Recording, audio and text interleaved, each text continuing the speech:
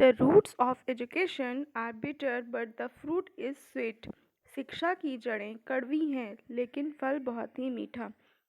अरिस्तु के इस विचार के साथ मैं प्रियंका वर्मा आप सभी का स्वागत करती हूँ हमारे चैनल एमसीक्यूज लर्निंग पाठशाला में, जहाँ पर हम कंप्यूटर से संबंधित प्रश्नों को हल करते हैं तथा कंप्यूटर के अलग अलग विषयों के बारे में विस्तारपूर्वक अध्ययन करते हैं। तो चलिए आज का वीडियो शुरू करने से पहले चैनल को सब्सक्राइब कर दीजिए। आज का हमारा टॉपिक है, जो विषय है वो है कंप्यूटर जनरेशन्स। कंप्यूटर की पीढ़ियों के बारे में आज हम जानेंगे कि कौन सा कंप्यूटर कब जनरेट हुआ, कब इसका निर्माण हुआ। On the basis of technology used the way of working and their size computers are classified in 5 categories called as generation. हमारी टेक्नोलॉजी के बेस पर अगर हम देखें तो हमारे और वर्किंग और साइज़ के हिसाब से अगर हम कंप्यूटर की कैटेगरीज को क्लासिफाई करें, अलग अलग विभाजित करें, तो हमारे जनरेशन्स जो हैं कंप्यूटर के वो 5 हैं। जनरेशन्स के को जानने से पहले हमने इससे पहले वाले वीडियो में फादर ऑफ कंप्यूटर पूछा था, जो आपके चार्ल्स बेबेज हैं। अब आज हम उनके जो असिस्टेंट हैं लेडी अदा अगस्ता, जो कि फर्स्ट प्रोग्रामर हैं, वो उनके बारे में भी जान लेते हैं। वो असिस्टेंट थी चार्ल्स बेबेज की, जो कि फर्स्ट प्रोग्रामर भी हैं।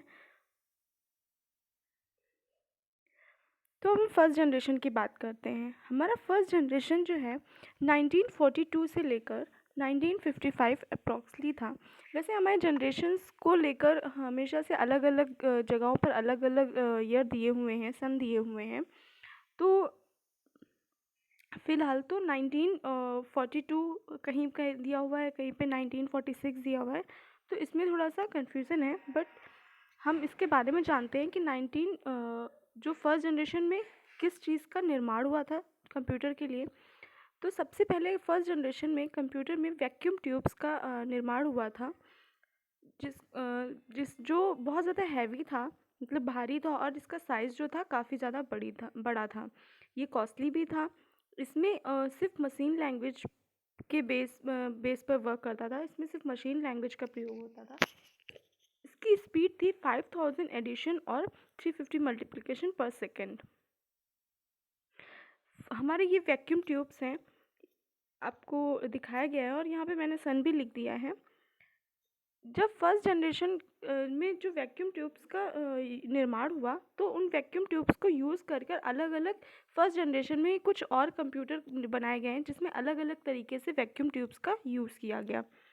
तो सबसे पहले आता है Mark one. Howard and Grace Hopper jointly invented the first electromechanical computer known as Mark one. ये जो मार्क वन है, ये एक ऐसा कंप्यूटर था जिसमें इसकी लंबाई काफ़ी ज़्यादा थी, और ये जो इसके पार्ट्स थे अप्रॉक्स अबाउट लगभग 800 किलोमीटर इसको फैला हुआ था। ये एक फर्स्ट इलेक्ट्रोमैकेनिकल कंप्यूटर था। ये ऐसे आपको पिक्चर यहाँ पे दी हुई है, कुछ इस तरह से ये होता था मार्क वन। अब आता है सेकंड इनैक।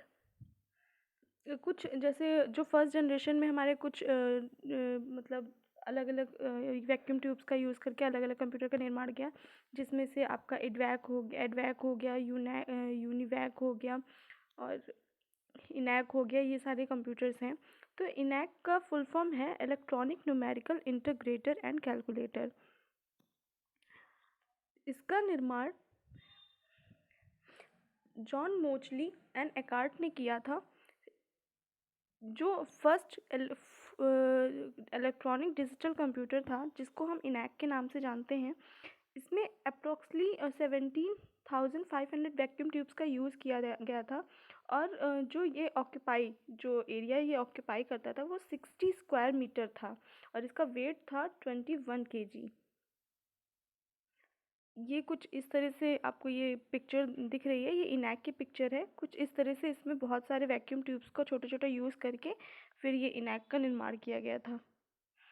फिर आता है EDVAC, electronic discrete variable automatic computer developed by Eckert and Mauchly, इसको भी it was stored program machine unlike ENIAC, ठीक है।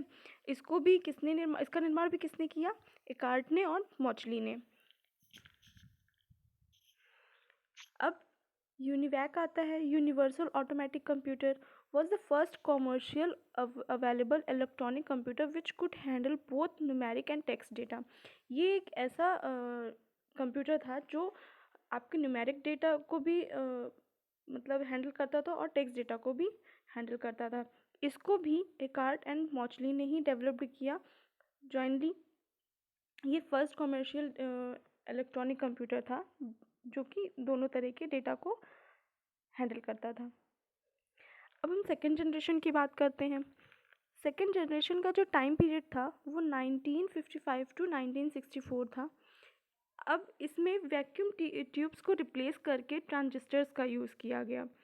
One transistor can replace approximately 40 vacuum tubes, मतलब एक ट्रांजिस्टर की जगह पे वैक्यूम ट्यूब्स जो थे वो 40 लगते थे। इसमें ट्रांजिस्टर जो थे वो छोटे छोटे होते थे, तेज होते थे, एक्सपेंसिव होते थे, वर्क करने में ईजिली होते थे। इसमें एक चीज़ और बदली, असेंबली लैंग्वेज का यूज़ हुआ कम्युनिकेट करने के लिए कंप्यूटर्स के साथ में।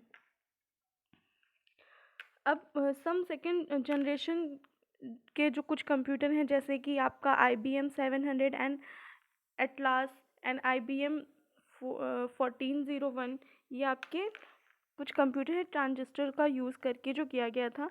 ये आपका जो है छोटे छोटे ये जो पिक्चर्स दिख रही हैं ये आपके ट्रांजिस्टर्स हैं। इनको ट्रांजिस्टर वो invented in 1947 by 3 scientist, John Bardeen, William Shockley and Walter Brattain. अब थर्ड जनरेशन की बात करते हैं हम। थर्ड जनरेशन में का जो टाइम पीरियड था वो 1964 टू 1971 था। In this computer integrated circuits replace किया गया ट्रांजिस्टर में। मतलब ट्रांजिस्टर्स को हटाकर हमारे जो फर्स्ट जनरेशन में जो वैक्यूम ट्यूब्स को हटा के सेकेंड जनरेशन में हमने ट्रांजिस्टर का यूज़ किया और यहाँ पर ट्रांजिस्टर को रिप्लेस करके इंटीग्रेटेड सर्किट्स का यूज़ किया गया। और these computer were fast, accurate, reliable and efficiency according to second generation। ये सेकेंड जनरेशन के अकॉर्डिंग काफ़ी ज़्यादा रिलायबल था, अच्छा था और एक्यूरेट था, फास्ट भी था।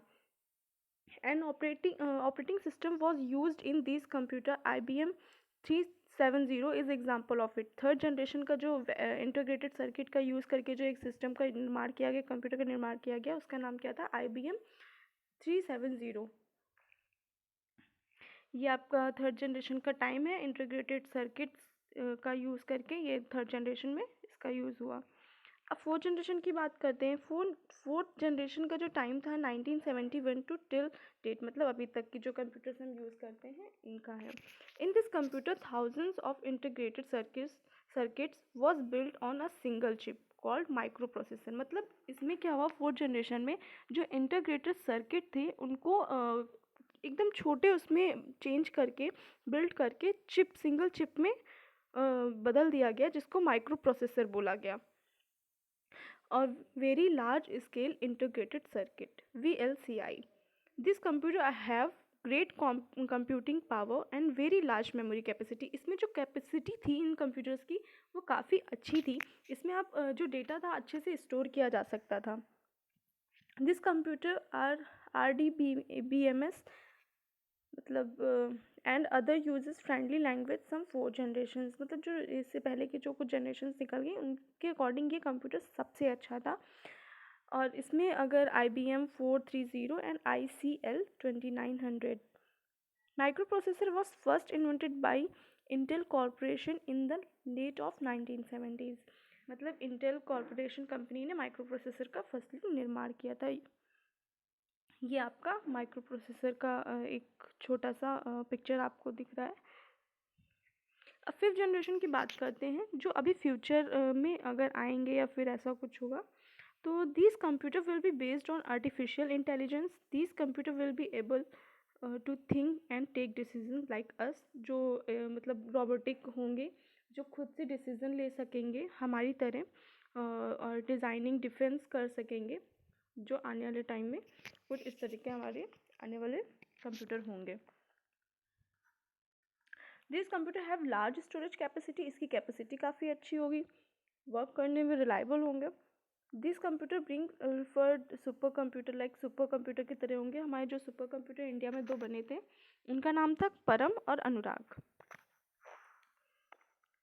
ये आपके सुपर कंप्यूटर है। अगर अब जैसे हम बात करें कि फर्स्ट जनरेशन में हमारा वैक्यूम ट्यूब्स का यूज़ हुआ, फिर सेकेंड में वैक्यूम ट्यूब्स को हटाकर हमारा माइक्रो प्रोसेस सॉरी क्या कहते हैं ट्रांजिस्टर का यूज़ हुआ, फिर ट्रांजिस्टर को हटाकर इसका क्या कहते हैं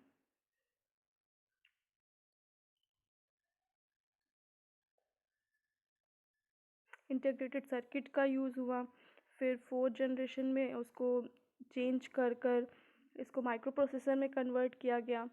फिर अब आगे वाले टाइम में रोबोटिक कंप्यूटर होंगे जो खुद से डिसीजंस टेक करेंगे, हम लोग की तरह से डिफेंस कर सकेंगे।